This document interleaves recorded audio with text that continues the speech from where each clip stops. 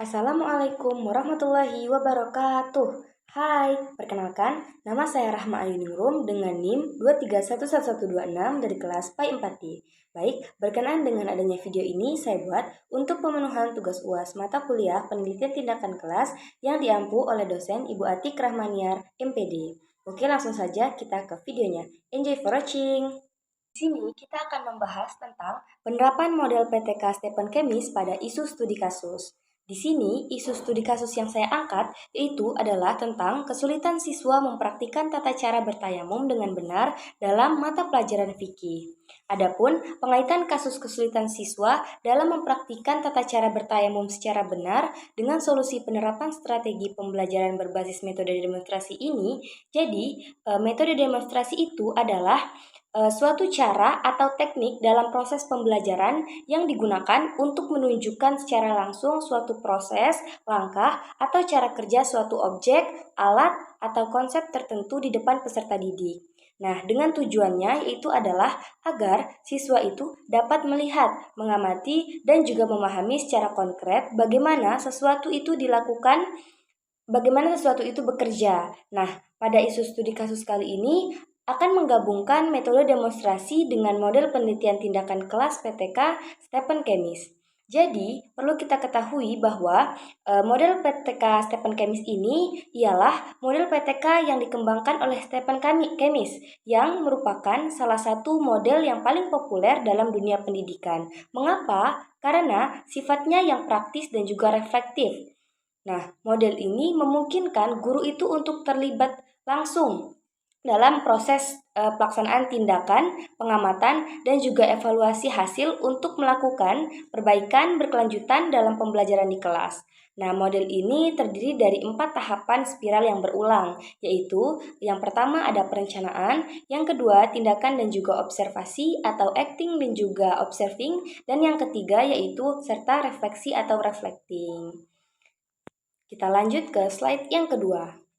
Selanjutnya yaitu tahapan penerapan model PTK Stephen Kemis pada isu studi kasus kesulitan siswa dalam mempraktikkan tata cara bertayamum dengan benar. Kita ke tahapan yang pertama yaitu perencanaan atau planning. Nah, langkah awal itu adalah merancang intervensi berdasarkan permasalahan yang ditemukan di kelas. Adapun identifikasi masalahnya, kita menemukan bahwa sejumlah siswa mengalami kesulitan dalam mempraktikkan tata cara bertayamum dengan benar. Adapun perencanaan solusinya yaitu pertama, menggunakan alat tayamum yang tersedia di sekolah dengan debu bersih, misalnya debu di kursi, debu di meja, dan juga debu di tembok. Yang kedua yaitu menerapkan metode demonstrasi praktik langsung oleh siswa, bukan hanya guru. Oke, next. Yang kedua yaitu tindakan dan observasi atau acting dan juga observing. Nah, pada tahapan ini teman-teman dilakukan dalam dua aspek, yaitu pelaksanaan tindakan yang telah direncanakan serta observasi terhadap proses dan juga hasilnya. Berikut pelaksanaan tindakannya yaitu pertama, guru mendemonstrasikan tata cara bertayamum beberapa kali secara perlahan sambil menjelaskan setiap langkah. Yang kedua, guru menunjuk siswa secara acak untuk bergantian mendemonstrasikan tata cara bertayamum. Dan yang ketiga, yaitu ketika siswa itu mendemonstrasikan tata cara bertayamum, guru mengoreksi apabila terdapat kesalahan dalam bertayamum tersebut.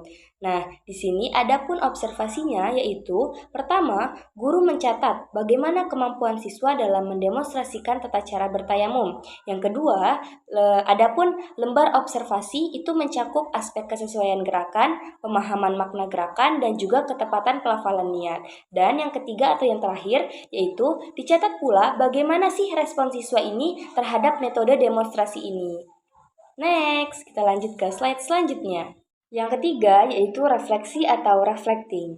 Setelah tahap tindakan dan juga observasi selesai dilakukan, guru dan juga tim reflektif menganalisis hasil dari intervensi, di mana didapatkan hasil yang diamati, yaitu pertama, apakah terjadi peningkatan pemahaman dan juga ketepatan praktik tayamum oleh sebagian besar siswa. Yang kedua, apakah siswa itu lebih aktif dan juga fokus ketika mendemonstrasikan langsung dibanding hanya menonton saja. Yang ketiga, yaitu apakah beberapa siswa masih perlu bimbingan tambahan dalam pelafalan niat dan juga urutan gerakan? Nah, itu bisa kita jadikan bahan refleksi. Selanjutnya, refleksi terhadap proses, yaitu pertama, apakah strategi demonstrasi praktik efektif dalam meningkatkan keterampilan fikih praktis?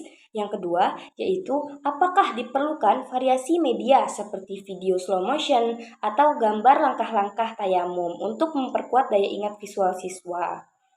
Nah, next. Keempat yaitu siklus ulang atau replanning. Berdasarkan hasil refleksi, siklus penelitian dapat dilanjutkan dengan penyesuaian, yang dimana penyesuaian rencananya dapat ditambahkan seperti yang pertama, apakah perlu penambahan media visual seperti poster langkah-langkah tayamum di kelas. Nah, selanjutnya memberikan waktu tambahan untuk latihan individu di luar jam pelajaran, apakah kira-kira bisa membantu memaksimalkan hasil dari yang sebelumnya. Lalu yang ketiga, mengadakan kuis reflektif atau simulasi ujian praktik tayamum. Nah, itu bisa dijadikan bahan sebagai penyesuaian rencana yang baru untuk kita menuju hasil yang maksimal. Lalu dilanjutkan pada pelaksanaan siklus yang kedua, di mana guru kembali melaksanakan rencana modifikasi dalam pembelajaran berikutnya. Lalu, observasi kembali dilakukan dengan indikator yang sama untuk menilai keberhasilan tindakan lanjutan. Dan yang terakhir, yaitu kembali dilakukan refleksi. Nah, jadi tahapan-tahapan ini akan terus dilakukan atau berulang hingga mendapatkan hasil yang diinginkan. Mungkin cukup sekian yang dapat saya sampaikan. Apabila saya terdapat salah kata, mohon untuk dimaafkan. Terima kasih telah menonton. Saya akhiri. Wabillahi taufiq wal hidayah. Wassalamualaikum warahmatullahi wabarakatuh.